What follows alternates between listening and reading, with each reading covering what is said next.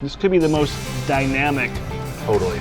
burger beer tasting Yeah. out of everything that we've done so far. There's like, every time I taste it, I learn something new or experience something new as we go through. It's not consistent. Yeah, I love that. No, this is definitely another eureka moment and another mind bender. This one's pretty weird. So this one is both hazy and sour. So it's almost combining two worlds in a lot of ways, where it is a hazy New England IPA. This one is done with a bit of pear and rhubarb, so you're gonna get kind of like that sweet and sour combination. They also kettle soured it. Such a creamy head too, huh? Yeah, actually, yeah. Usually these are a little undercarb. This one seems to be nice and carbonated, which is good because you're gonna get more aromas. Wow. Yeah, it's tart. Is sour. You get some kind of like those pear characteristics when it goes to like the mouthfeel and like what you expect. This is totally unexpected. Totally. You know? Yeah. French onion soup? What do you think? Scientists are going to take apart your brain one day and try and dissect it, because I don't know how the hell you ended up there, but you started with rhubarb and then you ended in France, and now we're at French onion soup. All right. Let's do this. French onion soup burger. I can't wait.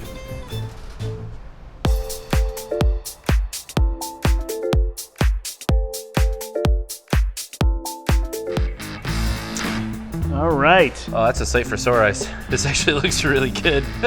We took that whole French onion soup idea and kind of turned it on its head. Okay. So we have that stewed, like really slow onions where you add a little salt, a little water, you cook them for like an hour. Love it. Port wine and raspberry sauce. Yeah. Some blue cheese and some sharp cheddar in there. I think it needs that fat. Yeah. And then we had some extra blue cheese, so I'm like, hey, let's make some beignets to go along with it. All right, let's dive in.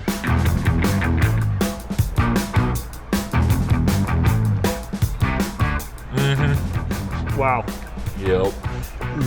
There's nothing wrong with that. Oh my God. Okay.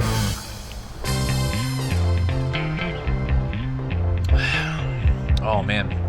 Sorry, I just had like a moment and a lot of things went through my head while I was having those two things together.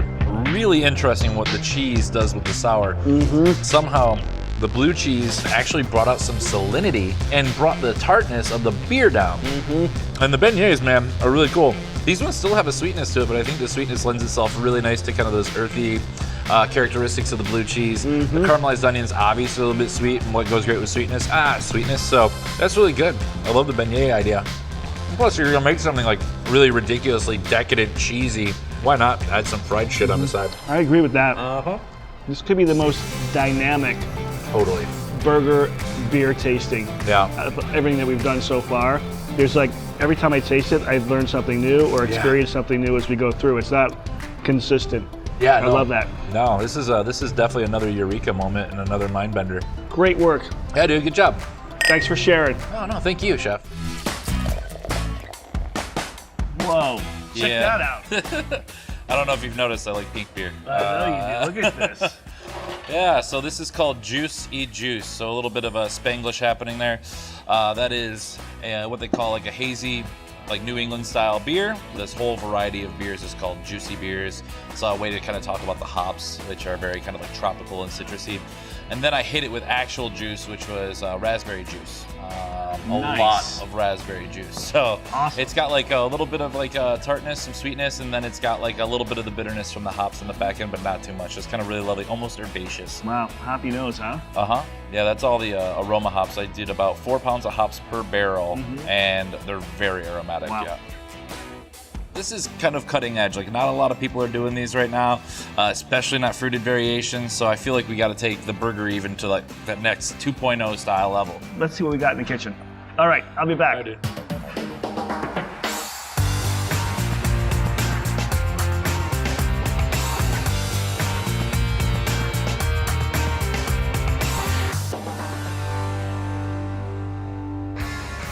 All right. Here we go. Oh, that's good. What do we got? I think this might work.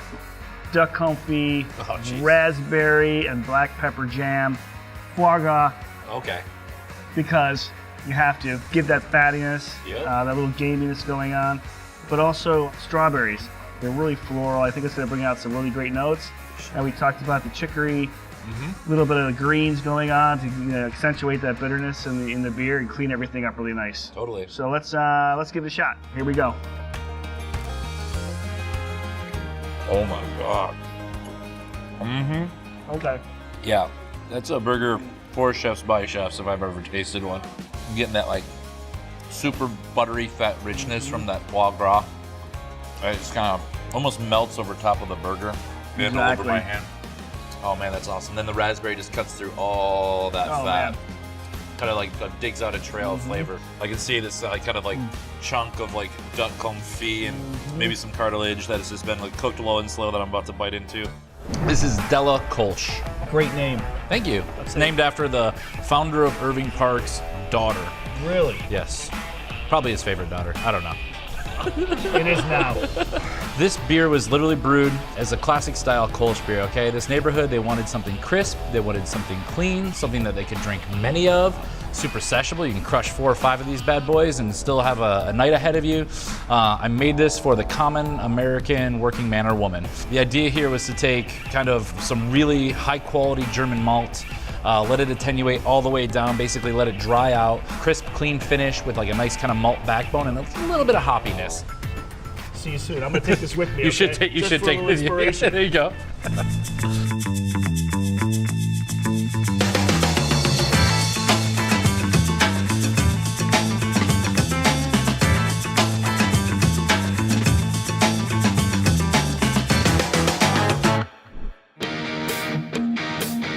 All right, Trevor. We're talking America right here. Merrick Burger.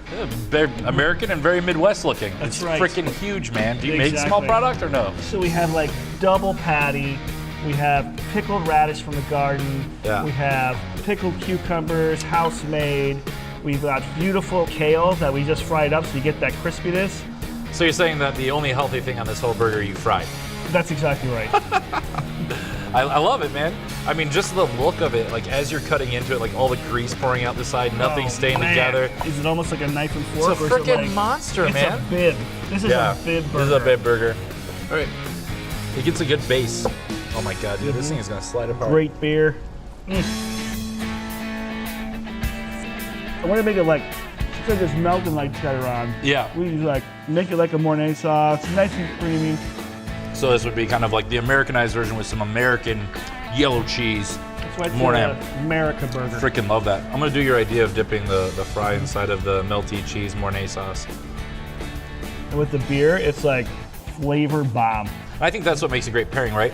When not only can the beer bring out qualities in the burger, but the burger actually brings out some subtle nuances in the beer, which I think is exactly what works here. And the fried kale is awesome. This looks like, what is it, dinosaur kale? Mm-hmm. Yeah. The vegetables kind of like giving into, I think, the malt. Exactly. I think that's what's happening, is where it's like kind of like the kind of nice firm malt backbone pairing with these vegetables. It's just so good. I love that. Like you said, like when we drank it first, I'm like, this is really light, crushable, like summer.